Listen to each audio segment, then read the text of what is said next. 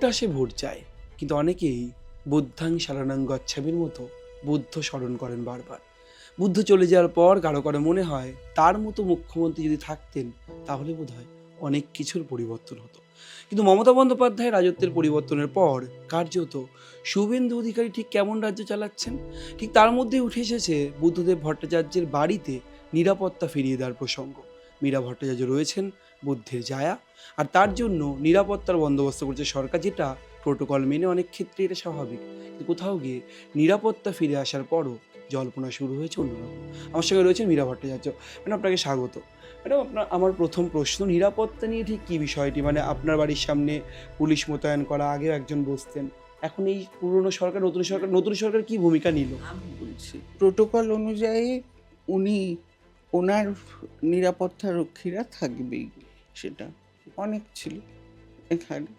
কিন্তু আমি তো ও সাধারণ মহিলা, সেই প্রোটোকল তো থাকবে না ও বুধবাবু চলে যাওয়ার পর, আর উচিতও না। কিন্তু এখানে যেটা ছিল সবই মানে তুলে নিয়েছে। যেখানে যেটা ছিল সেটা হলো ওই একজন করে সকাল ৮টা থেকে রাত্রি ৮টা অবধি থাকতেন পিএসও হিসাবে। মানে আমার পার্সোনাল সিকিউরিটি অফিসার, সকাল ৮টা থেকে রাত্রি ৮টা। এইটাই মানে হয়েছিল পরবর্তী পর্যায়ে, মানে সেটাও অনেকদিন পরে। তা আমি তো একাই থেকেছি, নিরাপত্তা রক্ষী ছাড়াই তো আমি একা থেকেছি। আর আমার কোনোদিন মনেও হয়নি যে নিরাপত্তা রক্ষী নেই, তেমন কি হচ্ছে। ওরা যারা আছেন ইনি তো নতুন, আর যারা পুরনো দুজন আছে তারা তো আমার বাড়ির বহুদিন থেকে আছেন, মানে উনি থাকাকালীন ওরা ছিল। তা এইটা যে এটাই অদ্ভুত। আমি তো সরকারের কাছে বলিনি যে আমার নিরাপত্তা রক্ষী নেই, আমার অসুবিধে হচ্ছে। আমার অসুবিধা হওয়ার কথাও না, কারণ আমি তো যেটা স্বাভাবিক সেটাই হবে। কিন্তু সবচেয়ে আশ্চর্যের জায়গা যেটা, যে উনি আজকে আমাদের বর্তমান মুখ্যমন্ত্রী, উনি যে এই যে নিরাপত্তার ব্যাপারটা ফিরিয়ে দিলেন, সেইটা হলো যে রাত্রেও একজন করে থাকবেন। সকালে যেমন সকাল ৮টা থেকে রাত্রি ৮টা, এরকম রাত্রি ৮টা থেকেও সকাল ৮টা পর্যন্ত একজন থাকবেন। তা ওটা ওনার মহত্ব। উনি এত কাজের মধ্যে, এত কাজের চাপে, এখনো আমার যতদূর মনে হয় ৩ মাসও হয়নি। তার মধ্যে উনি প্রথমত ভোটের আগে যে প্রতিশ্রুতিগুলো দিয়েছিলেন, আমার সেই জায়গাটা খুব লেগেছে যে সেগুলো তো এক এক করে উনি করছে। আর যে তার মধ্যেও এত ব্যস্ততার মধ্যেও উনি এই ব্যাপারটা করে যে করেছেন, তার জন্যে আমার আন্তরিক শুভেচ্ছা, আন্তরিক ধন্যবাদ ওনার এগিয়ে যাওয়ার। আর যেটা মিস্টার ভট্টাচার্যের সময় যেটা হয়েছিল ২০১১-তে, সেটা তো আপনারা মানবেন যে ঠিক ব্যাপার হয়নি। কারণ রাজ্যটা তার জন্যে কতটা পিছিয়ে গেল। একটা রাজ্য স্বনির্ভর হওয়া মানে তাদের তো মানে বিশেষত অটোমোবাইল কারখানা। উনি তো একলা সিঙ্গুরের জন্য ভাবেননি, সিঙ্গুর, নন্দীগ্রাম সবই ভেবেছেন। জিলদালদের যেটা আপনার স্টিলে মেদিনীপুরে, সবের জন্যই ভেবেছিলেন। সুতরাং শুধু আমি এইটুকুই বলবো যে বর্তমান মুখ্যমন্ত্রী মানে একজন সাধারণ মহিলা। আমি আমি তো নই, একজন সাধারণ মহিলা হিসাবে উনি যে এই ব্যাপারটা জেনে এটা আবার ফিরিয়ে দিয়েছেন, সেটাই আপনার, সেই হিসাবে আমি ওনাকে আন্তরিক ধন্যবাদ, শুভেচ্ছা, শুভকামনা সব জানালাম। এটাই আমার সবচেয়ে বড় কথা। শুভেন্দু অধিকারী নন্দীগ্রাম আন্দোলনে ছিলেন, তারপর দেখা গেল সিঙ্গুর আন্দোলনে তাদের ভূমিকা ছিল, কারণ তিনি তখন সেই রাজনৈতিক দল করতেন। এখন এই সরকার ক্ষমতায় আসার পর বুদ্ধবাবু যে স্বপ্ন বারবার দেখতেন, বামেরা যেটা বলে যে শিল্পের দিকে এগোনো, কারণ কর্মসংস্থান দরকার, শিল্পও জরুরি, কৃষিও জরুরি। সিঙ্গুর প্রসঙ্গ রয়েছে, সেখানে দাঁড়িয়ে দেখা যাচ্ছে এই সরকার মাত্র 2 মাসের একটু বেশি সময় হচ্ছে, সেখানে দাঁড়িয়ে এই সরকার আসার পরেই শিল্পের দিকে একটা ভালো পদক্ষেপ নেওয়া হচ্ছে, একাধিক শিল্প আসছে, বিভিন্ন হাব তৈরি হচ্ছে, বিভিন্ন জায়গায় শিল্পায়নের একটা ভূমিকা।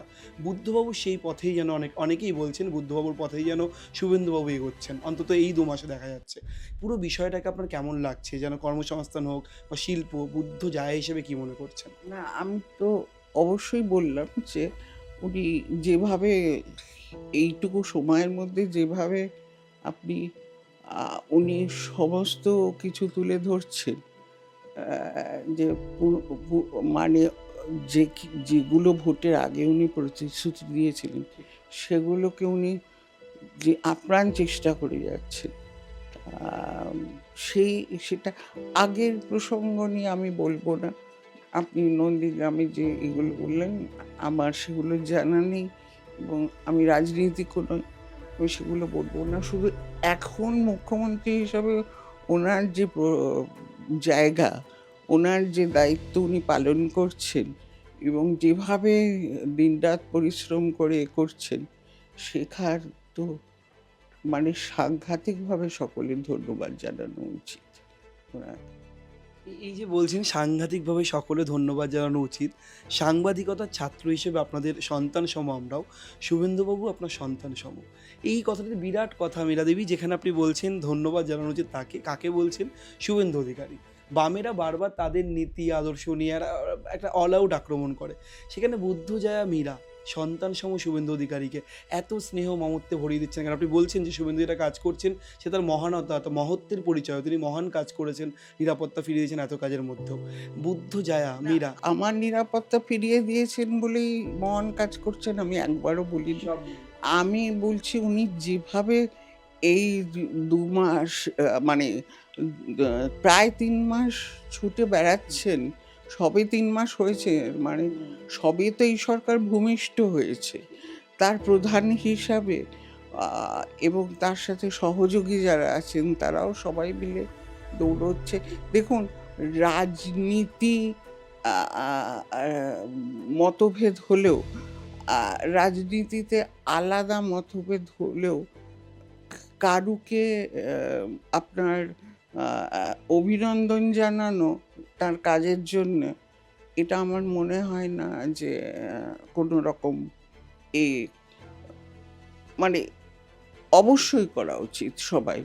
আ যে আ যদি ভালো কাজ করেন আমরা আরো দেখব। এখন তো সবে ৩ মাস হলো, আমরা আরো দেখব। তবে ধন্যবাদ তো নিশ্চয়ই জানাবো। কারণ উনি আমার নিরাপত্তা নয়, উনি যেভাবে কাজ করছেন। আর শিল্পের জায়গাটা যেভাবে ধরেছেন, আজও বোধহয় শ্যাম স্টিল, মেজিয়াতে।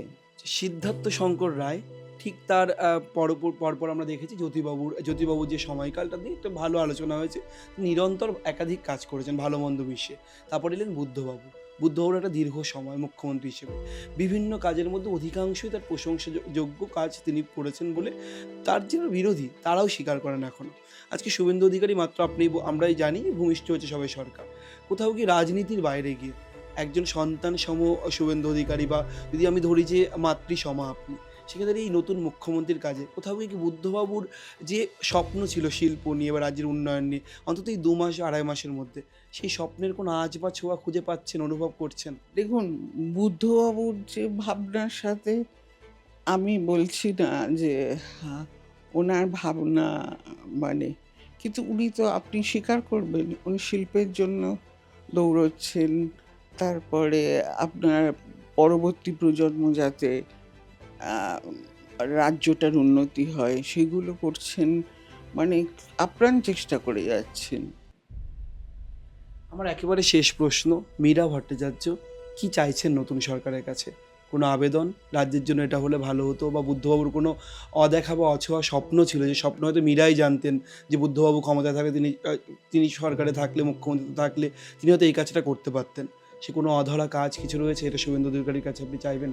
না, আমি ও ও ও- ও- আমি তো ওনার কাছে নিশ্চয়ই বলবো। সেটা প্রথম যেটা নারী নিরাপত্তা, সেটা উনি সেটাও চেষ্টা করছেন। নারী নিরাপত্তা, রাজ্যটাকে আবার পুরনো গৌরবে ফিরিয়ে নিয়ে যাওয়া। তারপরে হলো যাতে আমাদের স্বাস্থ্য ব্যবস্থা, শিক্ষা ব্যবস্থা আ- মানে পুরনো দিনগুলোর মতো মানে এগিয়ে চলে, সেগুলো ও, আমি ওনার কাছে আবেদন জানাচ্ছি। উনি যদিও করছেন, তবুও আবেদন জানাচ্ছি। তবে আপনি যেটা বললেন যে মা হিসাবে, সন্তান হিসাবে সবকিছু, দেখুন, রাজনৈতিক সৌজন্য এবং বাংলার সৌজন্য হলো এটাই, যে যিনি যা কাজ করছেন তাকে আমাদের করা, প্রশংসা করা, এবং আহ, সত্যি জায়গায় দাঁড়িয়ে তার এটাকে করা, এটাই হলো রাজনৈতিক সৌজন্য। তিনি যদি দেখা করতে চান আপনার সঙ্গে বা মুখ্যমন্ত্রীর সঙ্গে দেখা করার যদি কোনো সুযোগ আসে, দেখা করবেন? প্রথম কথা কি হবে মুখ্যমন্ত্রীর সঙ্গে? না, আমি অত বড় আশা করি না, কখনোই করি না। আমি সামান্য একজন মহিলা, ওনার অনেক কাজ রয়েছে। হ্যাঁ, আমি ওনাকে বলবো যে উনি যদি কোনো দিন দেখা হয়, বলবো ওনাকে, জানাবো যে ওনার যে মানে কি বলবো, যে মানসিক দিক থেকে যেগুলোকে উনি করতে চাইছেন, করেছেনও কিছু, সেগুলোর জন্য ওনাকে বলবো। মীরা ভট্টাচার্য শুভেন্দু অধিকারীর অন্তত এই কদিনের কাজে যথেষ্টই সন্তুষ্টি প্রকাশ করছেন। তিনি বলছেন তার যে সার্বিক কাজ, তিনি যে পদক্ষেপ নিচ্ছেন, অনেকটাই সদর্থক। বুদ্ধবাবুর জমানার ছোঁয়া শুভেন্দুর মধ্যে আছে কি নেই তা নিয়ে নিরন্তর বিতর্ক চলতে পারে, কিন্তু কোথাও গিয়ে মীরার এই কথাবার্তা বা মীরার এই বার্তা বা মীরার এই প্রশংসা মনে করাচ্ছে বুদ্ধের ছোঁয়া বা বুদ্ধের আজ শুভেন্দুকে নিতে চাইছেন তার এই নতুন জমানাতে। উত্তর দেবে সময়। ক্যামেরায় প্রতিদিন কুণ্ডুর সঙ্গে রমেন দাসের রিপোর্ট, সংবাদ প্রতিদিন .in।